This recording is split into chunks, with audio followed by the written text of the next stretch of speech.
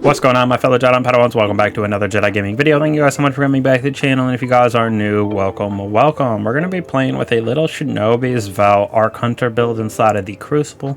Definitely one of my favorite builds ever, just in general, I should say exotics ever for the Crucible. Love having the additional skip grenade, but of course we'll go over that Shinobu's Vow armor perk right there with new tricks, improved skip grenades. You gain an additional skip grenade as well, so when you do damage with it, energy is returned as well, so you can basically spam these grenades like a madman. You are able to get Jolt on the target as well because of what we're going to go over with our subclass and stuff like that. Absolutely disgusting little combination in my personal opinion.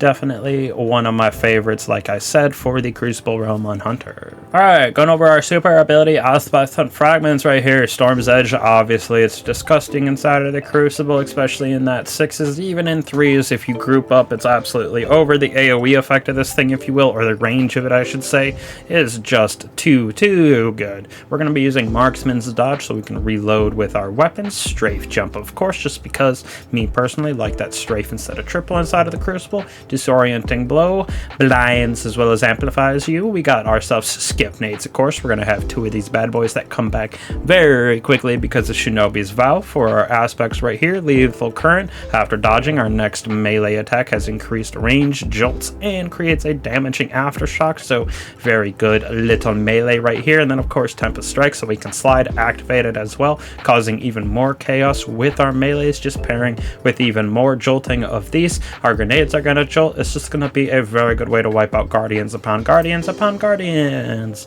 Spark Resistance is our first fragment right here. While surrounded by combatants, you are more resistant to incoming damage, so you can go get up close and personal with those enemies, throw a couple grenades, slide with that melee, you got yourself a shotgun, or at least I did, so very good little resistance right there. Spark of Instinct right here. While critically wounded, taking damage emits a burst of arc that also jolts people, so we're going to jolt people by getting hit, almost like an AC/DC feedback, but only when we're low on health, so not too shabby. I've been defeated by a couple times over the times that I played Crucible. Definitely got a couple defeats with it, just in general with this build over the time on my Arc Titan, definitely for sure over the time, but a good little perk to throw on for the Crucible. A Spark of Recharge right here. While critically wounded, we got our melee and grenade to recharge even faster, so we're going to get those skip grenades to really come back fast because of that, plus we're going to cause all of that jolting around, so our melee is going to come back. We're going to get critically wounded in the Crucible decently often, just because as long as you're taking fights, I should say, and not playing like a baby, you're going to get this to proc a lot. And then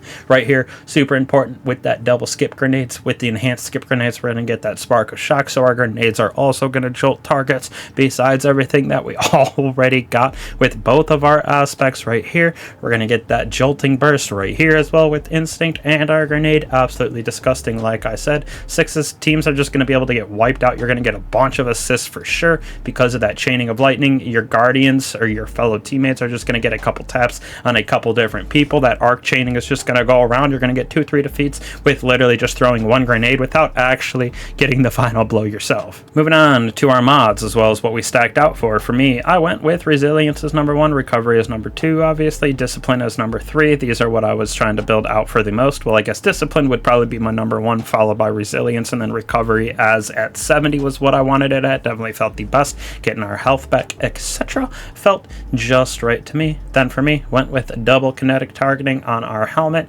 double unflinching kinetic on our chest piece. You will see why, because I was using the Rose as one of our weapons. We're going to be using that Powerful Friends, so collecting that Orb of Power causes nearby allies to also gain the armor charge. Solar Dexterity, so we can hot swap between our hand cannon and Rose, and our shotgun as well.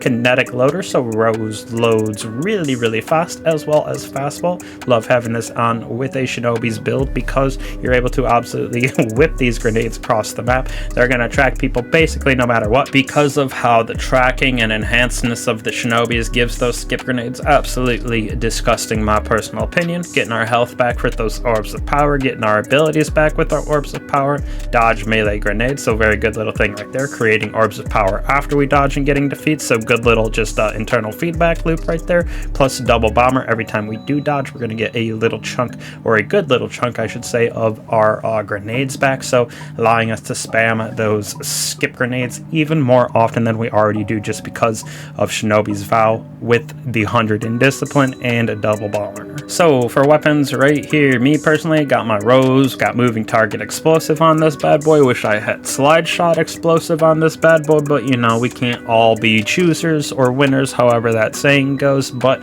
definitely love this thing. Don't play Crucible too terribly often, so we only got 335 defeats. But next we got ourselves a Duality. Love this thing as a slug shotgun slash pellet shotgun, depending on if you hip fire it for pellets, aim for the slug. Absolutely love it as a slug shotgun. Not nearly as far as the Chaperone, because the Chaperone's absolutely disgusting range wise, if you will, but this thing is pretty close and it does slap pretty hard, so I like it a lot. I went with Cataphract GL. Of course, we got our chain reaction auto-loading. Auto-loading doesn't matter unless you're like picking up a random bricks that your teammates drop or something like that, but having that chain reaction adept blast radius, absolutely disgusting. Getting those defeats big old strand explosions, so good little combination for the Crucible, especially if we're going into zones, stuff like that. Moving on to Hunter's Artifact, like I always say, definitely more of a PvE thing than the Crucible, but Transference, Shield Crush, not a bad thing because we're going to have Radiant Orbs off. We're going to get Shield Crushed, got off a decent amount, nothing too crazy about that. Beaking those combatants shield with the weapon gains us some nice stability handling reload, not too shabby.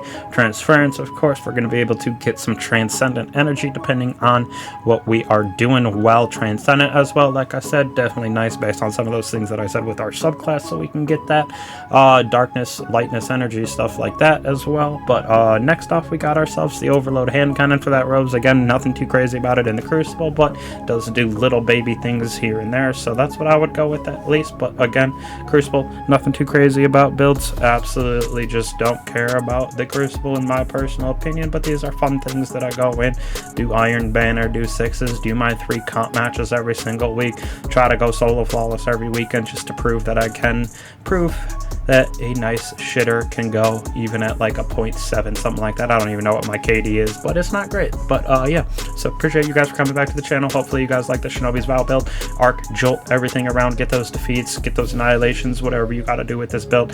Absolutely love it, enjoy it, have some fun. Appreciate you guys. I'll catch you in the next one. Peace.